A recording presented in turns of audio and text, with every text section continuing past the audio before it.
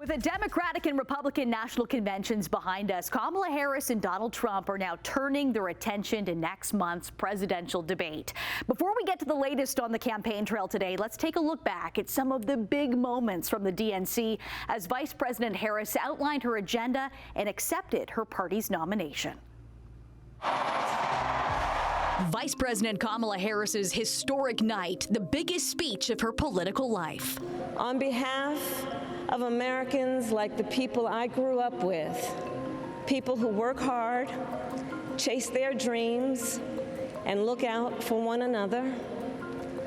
On behalf of everyone whose story could only be written in the greatest nation on earth, I accept your nomination to be President of the United States of America.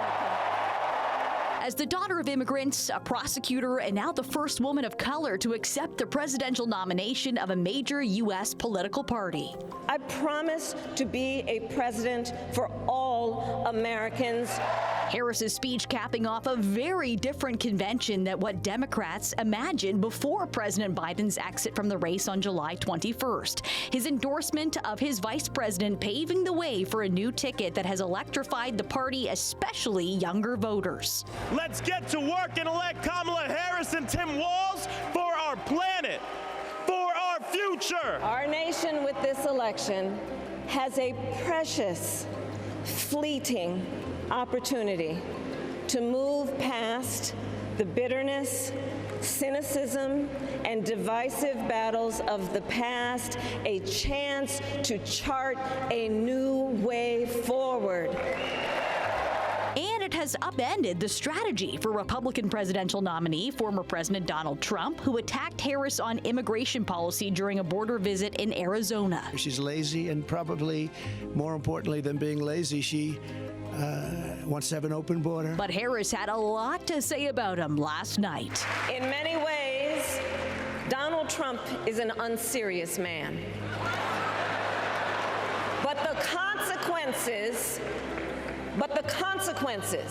of putting Donald Trump back in the White House are extremely serious. Amid the celebrations and the celebrities in Chicago, Republicans showed up to support Harris. Democracy knows no party.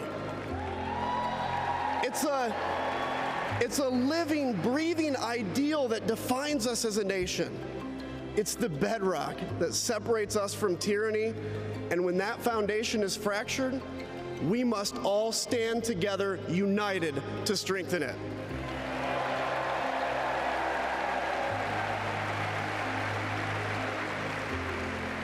If you think those principles are worth defending, then I urge you, make the right choice. Vote for our bedrock values and vote for Kamala Harris. God bless you.